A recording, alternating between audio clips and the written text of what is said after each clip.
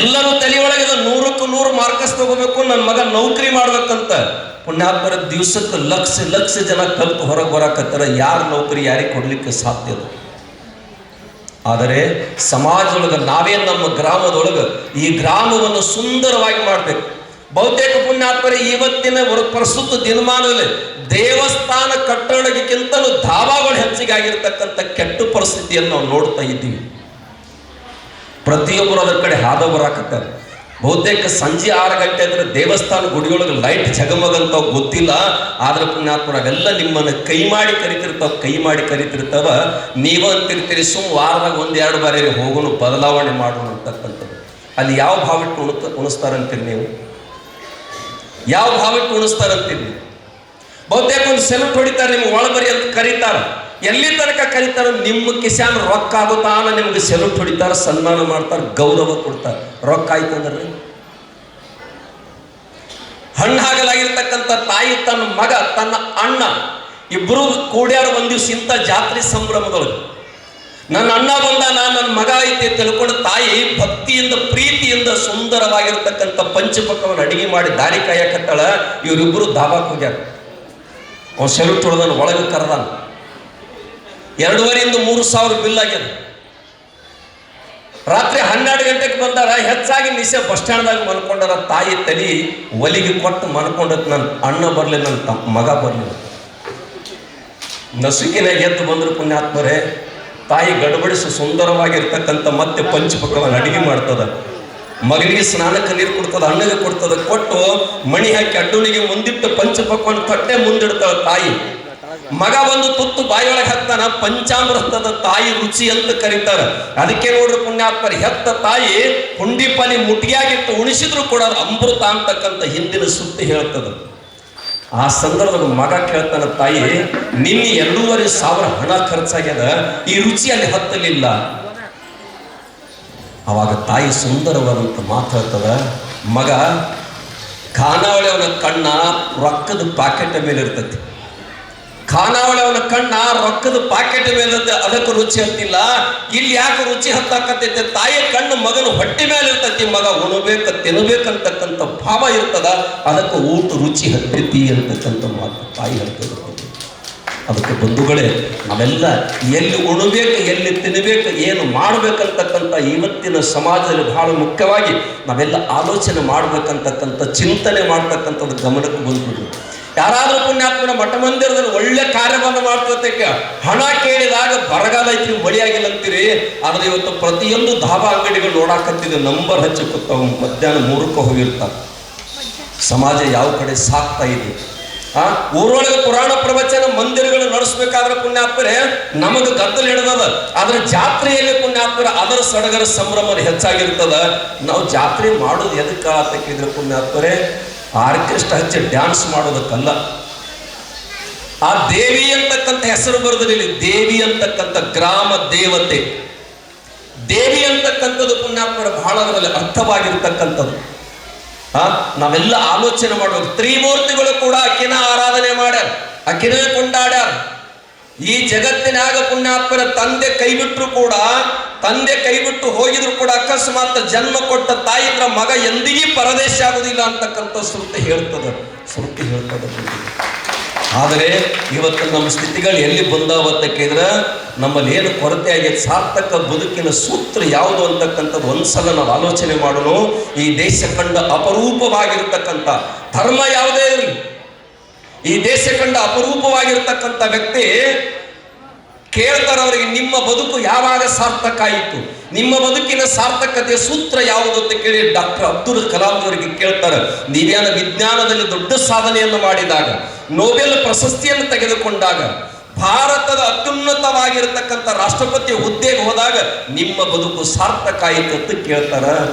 ಅವಾಗ ಕಲಾಂಜಿ ಹೇಳಿದ್ರಂತ, ಇದು ಯಾವ ಕಾರ್ಯ ಮಾಡಿದಾಗ ನನಗೆ ಬದುಕು ಸಾರ್ಥಕತೆ ಆಗಿಲ್ಲ, ಸುಂದರತೆ ಬಂದಿಲ್ಲ. ಯಾವ ಬಂತು ಅಂತ ಕೇಳಿದ್ರೆ, ಹೈದರಾಬಾದ್ ನಿಜಾಮನ ಆಸ್ಪತ್ರೆಗೆ ನಾನು ಭೇಟಿ ಕೊಟ್ಟಿನಿ. ಅಲ್ಲಿ ಪೋಲಿಯೋ ಆಗಿರ್ತಕ್ಕಂಥ ಮಕ್ಕಳ ಕಾಲಿಗೆ ಕ್ಯಾಲಿಪರ್ಸ್ ಅಂತಕ್ಕಂಥದ್ದು 3 kg ಗಾತ್ರದ ಕ್ಯಾಲಿಪರ್ಸನ್ನು ಹಾಕಿ ಮಕ್ಕಳು ಕಾಲು ಎತ್ತಿ ಇಡಬೇಕಾದ್ರೆ ಕಣ್ಣೀರು ಹಾಕ್ತಿದ್ದು, ನೋವಿನಿಂದ ನರಳುತ್ತಿದ್ದು, ತಾಯಿ ತಂದೆ ದುಃಖ ಪಡ್ತಿದ್ರು. ಡಾಕ್ಟರ್ನವರು ಚಿಂತೆಗೆ ಒಳಗಾಗಿದ್ದು, ಇದಕ್ಕೆ ಪರಿಹಾರ ಇಲ್ಲ. ಅವಾಗ ಆ ಸಂದರ್ಭದಲ್ಲಿ ಕಲಾಂಜಿಯವರಿಗೆ ಹೋಗಿ ವೈದ್ಯರಿಗೆ ಕೇಳ್ತಾರೆ, ನಿಮ್ಮ ಇಸ್ರೋ ಪ್ರಯೋಗಾಲಯದಲ್ಲಿ, ಈ ದೇಶದ ದೊಡ್ಡ ವಿಜ್ಞಾನ ಕೇಂದ್ರ ಅದು, ಇಸ್ರೋ ಪ್ರಯೋಗಾಲಯಕ್ಕೆ ಹೋಗಿ ಏನಾದರೂ ಪರಿಹಾರ ಇದೆಯೇನಂತ ಕೇಳಿದಾಗ ಕಲಾಂಜಿಯವರು ಇಸ್ರೋ ಪ್ರಯೋಗಾಲಯಕ್ಕೆ ಹೋಗಿ 3 kg ಗಾತ್ರದ ಕ್ಯಾಲಿಪರ್ಸ್ ಅನ್ನು 300 ಗ್ರಾಮ ಮಾಡಿ ತಂದು ಮಕ್ಕಳ ಕಾಲಿಗೆ ತೊಡಿಸಿ ಮಕ್ಕಳ ಆನಂದದಿಂದ ಓಡಾಡೋ ಕಾಲಕ್ಕೆ ತಾಯಿ ತಂದೆಯ ಸಂತೋಷದ ಕ್ಷಣವನ್ನು ಕಂಡಾಗ ಡಾಕ್ಟರ್ ಧನ್ಯ ಅಂದಾಗ ನನ್ನ ಬದುಕು ಸಾರ್ಥಕ ಆಯಿತು ಅಂತಕ್ಕಂಥ ಮಾತು ಅಬ್ದುಲ್ ಕಲಾಂಜಿಯವರು ಬರೀತಾರೆ. ಇನ್ನೊಬ್ಬರ ಕಣ್ಣೀರಿನ ವರ್ಷದಾಗ ಸಿಗು ಸುಖ ಇನ್ನೊಬ್ಬರ ಕಣ್ಣೀರು ಹಾಕಿದಾಗ ಎಂದೂ ಸಿಗಲಿಕ್ಕೆ ಸಾಧ್ಯ ಇಲ್ಲ ಅಂತಕ್ಕಂಥದ್ದು ಕೂಡ ನಾವೆಲ್ಲ ಅರ್ಥ ಮಾಡ್ಕೋಬೇಕಾಗ್ತದೆ. ಅಂತ ಅರ್ಥಪೂರ್ಣವಾಗಿರ್ತಕ್ಕಂಥ ಬದುಕನ್ನ ಪರಿವರ್ತನೆ ಮಾಡಿಕೊಡೋ ಸಲುವಾಗಿದ್ದ ಜಾತ್ರೆಗಳು ಮಾಡೋದದ. ಇಂತಿಂಥ ಒಳ್ಳೆ ಅನುಭಾವಿ ಮಾತನ್ನು ಕರೆಸಿ ಅವರಿಂದ ಅನುಭವದ ಮಾತನ್ನು ನಾವು ಕೇಳಿದಾಗ ಪುಣ್ಯಾತ್ಮರ ಬದುಕು ಧನ್ಯ ಆಗ್ತದೆ. ನಾವು ಪರಿಸ್ಥಿತಿ ಎಲ್ಲಿಗೆ ಬಂದೈತೆ ಅಂತ ಕೇಳಿದ್ರೆ ನನಗೆ ಯಾವ ಪಾತ್ರ ಕೊಟ್ಟ ಅದನ್ನು ಬಿಡೋದದ, ಅದನ್ನು ನೋಡಿ ನಾವು ಏನೋ ಗದ್ದಲ ಹಾಕೋದದ. ಒಂದು ಜಾಲಿ ಮರ ಅಂತ ಕೇಳಿರಿ ನೀವು, ಜಾಲಿ ಮರ ಅಂತ.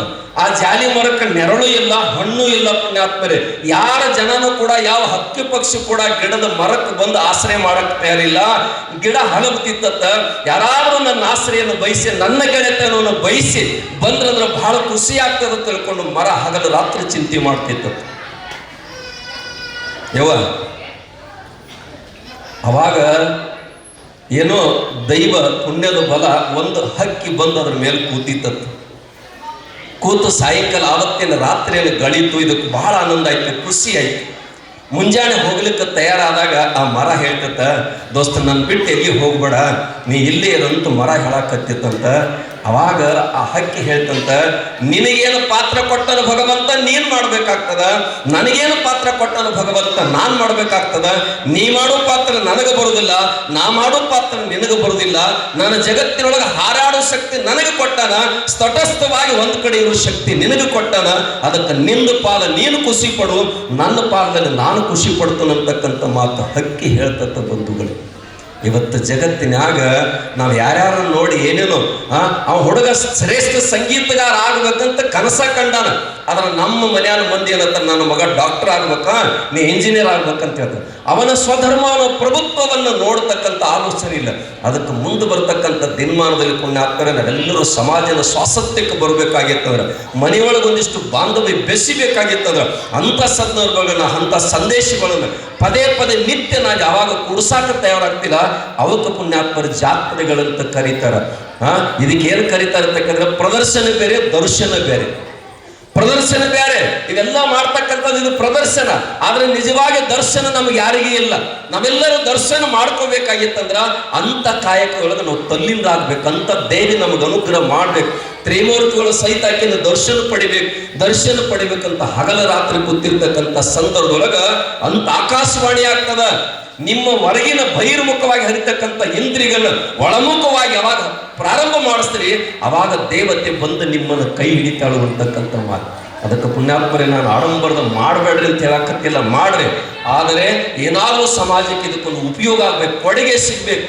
ನಮಗೆಲ್ಲ ಸದಸ್ಯರೊಬ್ಬರು ಕಲಿಸಿರ್ತಕ್ಕಂಥ ಪಾಠ ಏನು ಅಂತ ಕೇಳಿದ್ರೆ, ಸತ್ಕಾರ ಸಮಾರಂಭ ಮಾಡೋ ಕಾಲಕ್ಕೆ ಸಹಿತ ಒಂದು ಸುಂದರವಾಗಿರ್ತಕ್ಕಂಥ ಕಾಟನ್ ಬಟ್ಟೆಯನ್ನು ಕೊಟ್ಟಿದ್ದಂದ್ರೆ ಅದು ಮುಖ ವರ್ಷೊಳಕರ ಬರ್ತದ, ಹರಿದಿತ್ತಂದ್ರೆ ಮನಿ ವರ್ಷಕ್ಕೆ ಬರ್ತದ. ಇನ್ನೊಂದು ಸ್ವಲ್ಪ ಮುಂದೆ ಹೋದ್ರಂದ್ರೆ ಪುಣ್ಯಾತ್ಮರೇ, ನಮ್ಮ ಮನ್ಯಾಗ ಕೌದಿ ಅಂತ ಇರ್ತಿದ್ದು, ಕೌದಿ. ಆ ಕೌದಿಯು ಹರಿದ ಕೌದಿಯನ್ನು ಸುಟ್ಟು ಮರಕ್ಕೆ ಹೆರಿ ಹಚ್ತಿರುತ್ತೆ. ಇಂಥ ನಮ್ಮ ಹಿಂದಿನ ಸಂಪ್ರದಾಯಗಳು ಇಟ್ಕೊಂಡು ಬಂದಿರ್ತದೆ.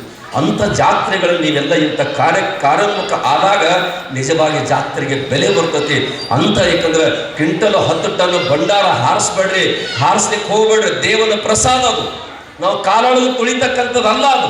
ನಾವೆಲ್ಲರೂ ಬರಾಕತ್ತಿದ್ದೀವಿ, ಹರ್ಸೆ ನೀವೆಲ್ಲ ಭಂಡಾರ, ಯಾರು ಚಪ್ಪಲಿ ಹಾಕೊಂಡು ಆಡಿರ್ತಾರೆ, ಏನೇನೋ ಮಾಡ್ಲಿಕ್ಕತ್ತಾರೆ. ದಯವಿಟ್ಟು ಇದ್ರ ಬದಲು ಅರ್ಥ ಮಾಡ್ಕೊಂಡು ಅರ್ಥ ಮಾಡ್ಕೊಡು, ದೇವರ ಪ್ರಸಾದ ಇದು.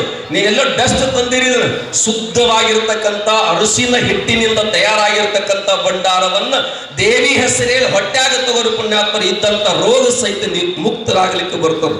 ಇದು ಸಿದ್ಧಾಂತದ ನಮ್ಮ ಗುರುಗಳು ಪದೇ ಪದೇ ಪುಣ್ಯಾತ್ಮರೇ, ನಮ್ಮ ಗುರುಗಳು 2 ಕಾರ್ಯಕ್ಕೆ ಭಂಡಾರ ಕೊಟ್ಟಾಗ ಎಷ್ಟೋ ಮಂದಿಗೆ ಸಂತಾನ ಆಗಿರ್ತಕ್ಕಂಥದ್ದು ಕೂಡ ಇತಿಹಾಸ ಗೊತ್ತಿರ್ತಕ್ಕಂಥದ್ದು. ಅದಕ್ಕೆ ದಯವಿಟ್ಟು ಮುಂದೆ ಬರ್ತಕ್ಕಂಥ ದಿನಮಾನದಲ್ಲಿ ಇಂಥ ಸುಂದರವಾಗಿರ್ತಕ್ಕಂಥ ಕಟ್ಟಡ ನಿರ್ಮಾಣ ಮಾಡಿರಿ, ವೈಭವಪೂರ್ವಕತಕ್ಕಂಥ ಜಾತ್ರೆಯನ್ನು ಆಚರಣೆ ಮಾಡ್ತೀರಿ. ಆ ಜಾತ್ರೆ ಒಳಗೆ ಪುಣ್ಯಾತ್ಮರು ಏನಾದರೂ ಸಮಾಜಕ್ಕೆ ಕೊಡುಗೆ ಆಗ್ತಕ್ಕಂಥದ್ದು. ಒಂದಿಷ್ಟು ಪುಣ್ಯಾತ್ಮರಿಗೆ ಕಾರ್ಯಕ್ರಮ ಕಡೆ ತಾವು ಗಮನ ಹರಿಸ್ರಿ. ನಮ್ಮ ರೈತನಿಗೆ ಏನಾಗಬೇಕು, ಸಮಾಜಕ್ಕೆ ಏನು ಕೊಡಬೇಕು, ಎಲ್ಲ ಚಿಂತನೆ ನೀವು ಪಾಲ್ಗೊಂಡ್ರೆ ನಿಜವಾಗಿರ್ತಕ್ಕಂಥ ಬದುಕು ಧನ್ಯ ಆಗ್ತದೆ ಪುಣ್ಯಾತ್ಮ, ಉತ್ಸವ ಆಗ್ತದೆ. ಬಹುತೇಕ ಮೊನ್ನೆ ಮೇ ತಿಂಗಳದಾಗ ನಮ್ಮಲ್ಲಿ 200 ರೈತ ದಂಪತಿಗಳಿಗೆ ಶ್ರೀಮಠದಿಂದ ಬಟ್ಟೆ ಕೊಟ್ಟು ಅವ್ರು ಒತ್ತಟ್ಟೆ ಜೋಡಿಸಿ ಪಾದ ಪೂಜೆ ಮಾಡೋ ಕಾಲಕ್ಕೆ ಆ ರೈತರು ಅಂತಿದ್ರು, ನಾವು ಮಣ್ಣಾಗ ಮಣ್ಣಾದಿ ಕೂಡ ನಮಗೆ ಎಂದೂ ಬಣ್ಣು ಬರಲಿಲ್ಲ, ಇವತ್ತು ಮಠದಿಂದ ನಿಜವಾಗಿರ್ತಕ್ಕಂಥ ನಮ್ಮನ್ನು ಹೊರಗೆ ಪರಿಚಯಿಸ್ತಕ್ಕಂಥ ಕೆಲಸ ಮಾಡಿದ್ರು ಅಂತ ಹೇಳ್ತೀವಿ. ಹೋದ ವರ್ಷ ಪುಣ್ಯಾತ್ಮರ ನಮ್ಮ ಕ್ಷೇತ್ರದ ಹೆಣ್ಣು ಮಕ್ಕಳನ್ನ 30-40 ವರ್ಷ ಆಗಿತ್ತು ಹೆಣ್ಣು ಮಕ್ಕಳು ಹೊರಗೆ ಕೊಟ್ಟು ಎಂದೂ ಹಳ್ಳಿ ಕರೆದಿಲ್ಲಾಗಿರೋರು. ನಮ್ಮ ಶ್ರೀಮಠದಿಂದ ಅವ್ರಿಗೆ ಉಡುಗೊರೆಯನ್ನು ಕೊಟ್ಟು ಬಳಿಸಿರಿ ಕುಪ್ಪಸನ್ನು ಕೊಟ್ಟು ಉಡಿ ತುಂಬಿ ಕರೆದಾಗ ಇವತ್ತು ನಿಜವಾಗಿ ಮಠನ ನಮಗೆ ತವರು ಮನೆ ಆಯ್ತು ಅಂತಕ್ಕಂಥ ಜನ ಮಾತನಾಡಿ ಸಂತೋಷದ ಪತ್ರವನ್ನು ಕಳಿಸ್ತಿದ್ರು. ಆ ರೀತಿ ನಾವೆಲ್ಲ ಆಲೋಚನೆ ಮಾಡ್ಬೇಕು. ಇವತ್ತು ಹೆಣ್ಮಕ್ಳೆಲ್ಲ ನೋಟಿಸ್ ತಗೊಂಡು ಬರೋರಾಗಿ ಬಿಟ್ಟಾರ. ಪ್ರೀತಿದಿಂದ ಅವ್ರ ಮನೆಗೆ ಬರೋರು ಯಾರಿಲ್ಲ, ಇವತ್ತು ನೋಟಿಸ್ ತಗೊಂಡು ಬರಾಕತ್ತಾರ.